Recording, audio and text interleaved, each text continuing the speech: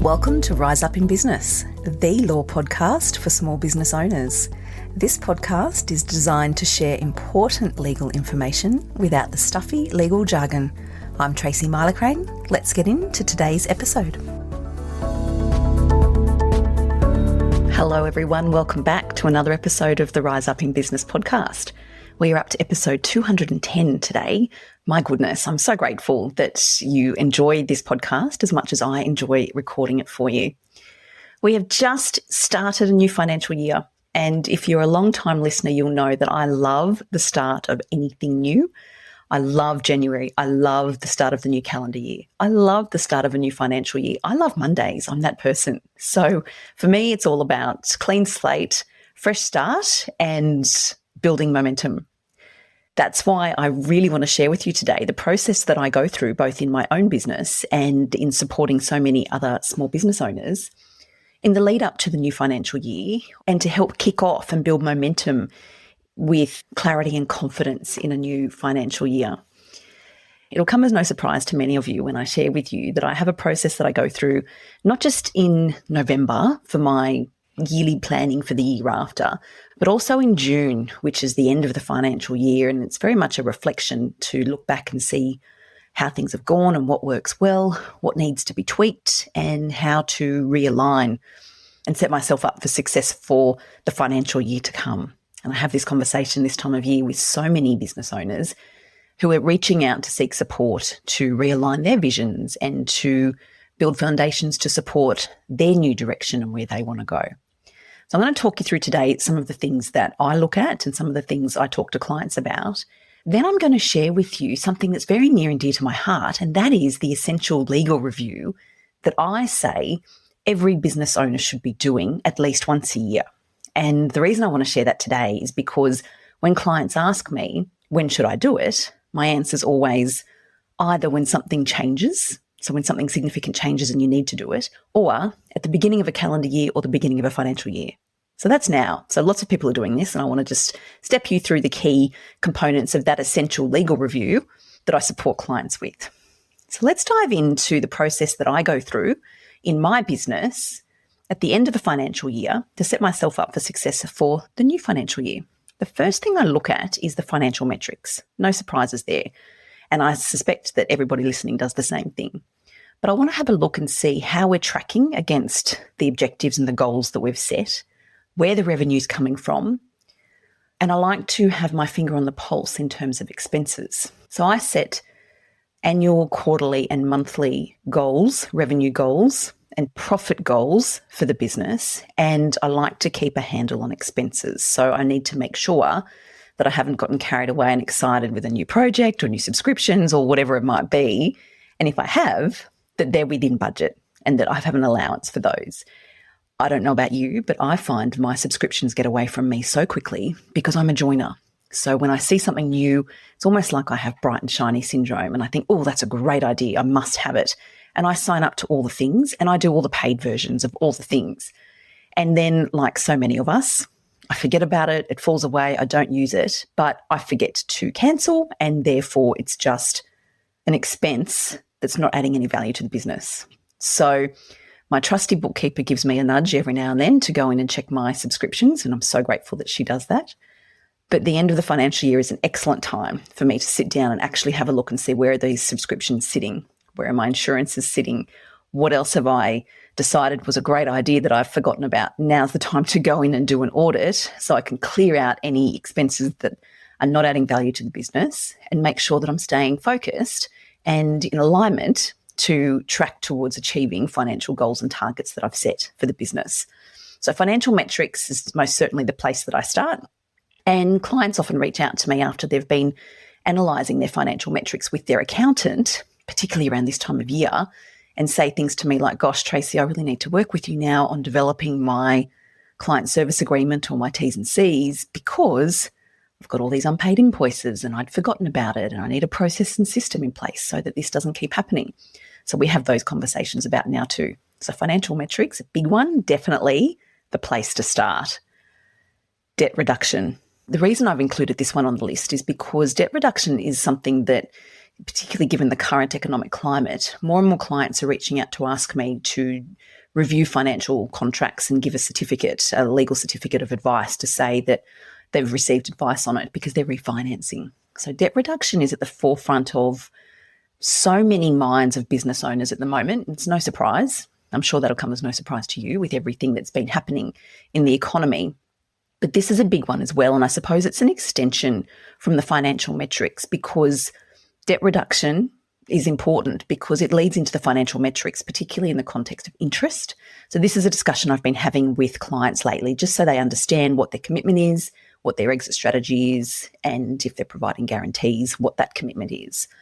But when we're doing our review at the end of the financial year, having a look at debt and where that's sitting and what the plan is to move forward is something that's coming up a lot. Certainly don't talk to me about the finances and the accounting side of things. You absolutely talk to your accountant about that.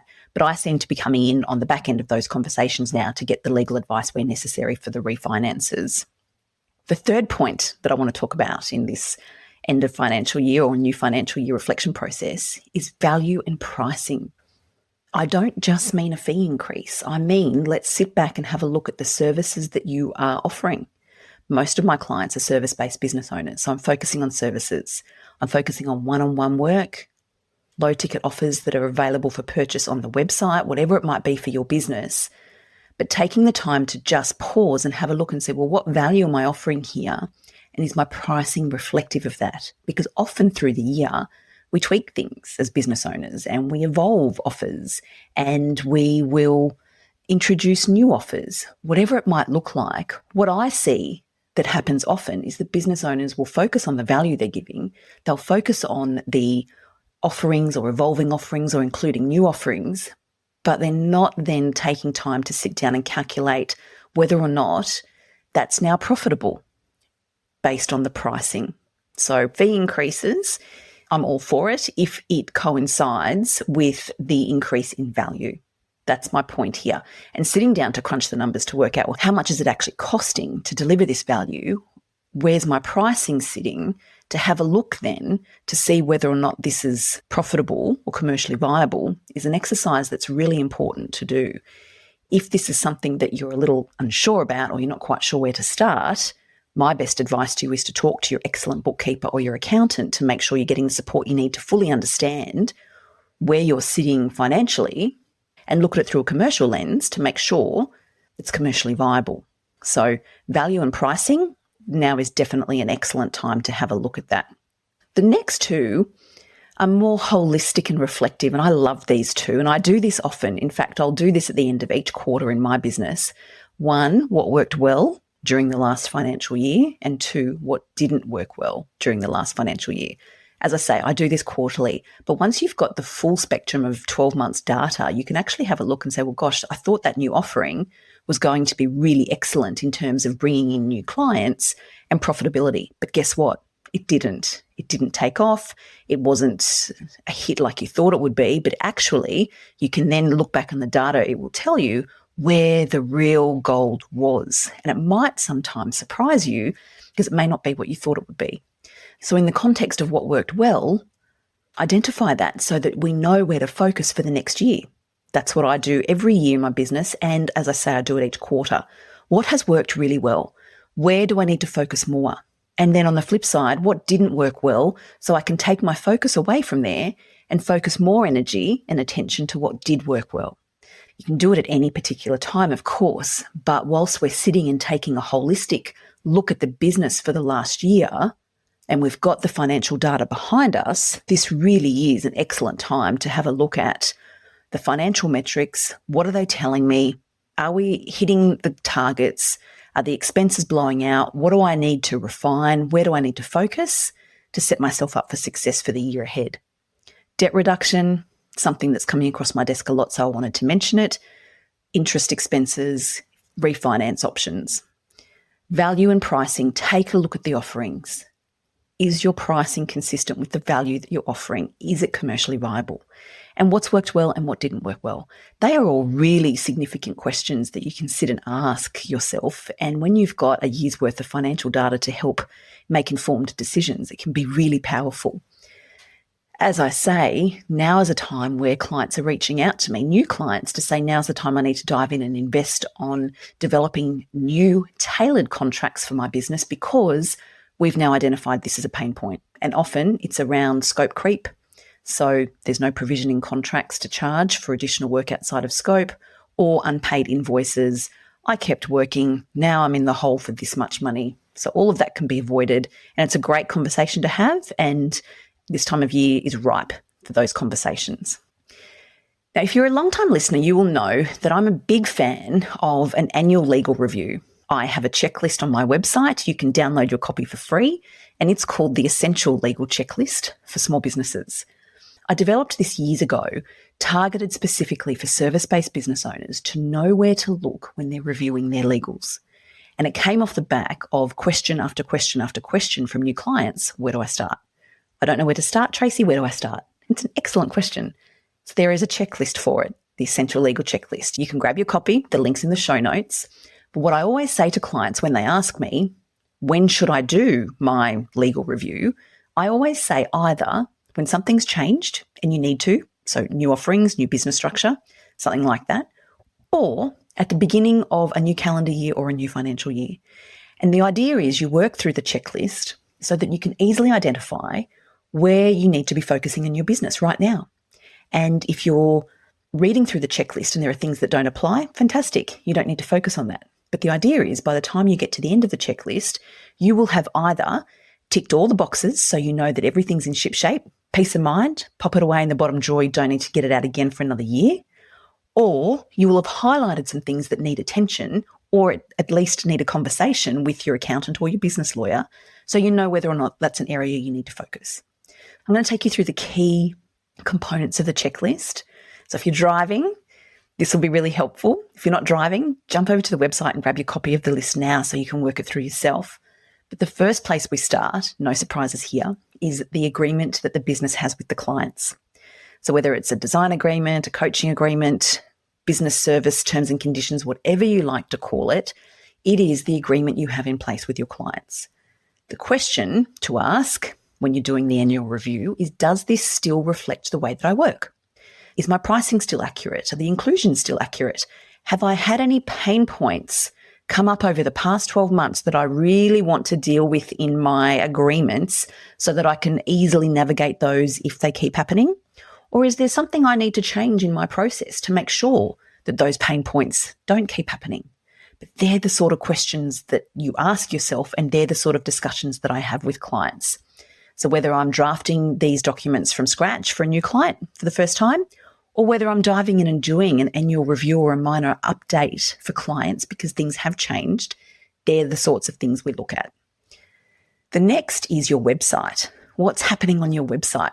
Has it changed? Have you now got a freebie download or a lead magnet? Do you now have a podcast? Are you now sharing blogs? Or do you have a course or a program? Those types of questions are really important to ask in the context of your website documents because your website terms and conditions need to be tailored to accommodate what you're doing on the website. So if you've added things on, that needs to be reflected in your website terms and conditions to make sure you're protected. Now's the time to have a look at those to see if they need to be updated. Something that's very topical in relation to change and potential change at the moment is privacy. So you will have heard me say before, if you're a long-time listener, that the 3 core documents a service-based business owner needs are the agreement with the clients, the website terms and conditions, and the privacy policy. Privacy is significant. It's becoming more and more important. And the reason I talk about this here is because the privacy legislation in Australia is undergoing some significant changes. And for small business owners, one of the most significant changes will be the removal of exemptions for small business owners. So where once small business owners didn't need to comply with certain things under the Privacy Act, they soon will. So be aware that this may apply to you. If you're one of my clients, if we've done your privacy policy, you do not need to worry because we already have you compliant, knowing those changes are coming. If you don't have a privacy policy, now's the time to reach out and have a conversation to understand what your obligations are and what these changes are going to mean for you. So when you're doing your review, your annual legal review, take a look at your privacy policy and ask yourself, is this comprehensive and compliant now? Or was this something that I did a few years ago, or I grabbed a template back then, or something like that, in which case chances are it's going to need to be updated. So that's the third point to be looking at when we're looking at our annual legal review. We've done our client agreement, we've done our website T's and C's, we need to look at our privacy policy. That's the third. What I often say to clients is if you don't have a team and you don't use contractors, if you have those 3 core documents in place, you are good to go from a legal perspective. You are set. Now, though, we start looking at other variables depending on what you're doing in your business. So as part of the review, employees. Do I have a team? Are my employment agreements up to date? Are they current? Are they compliant?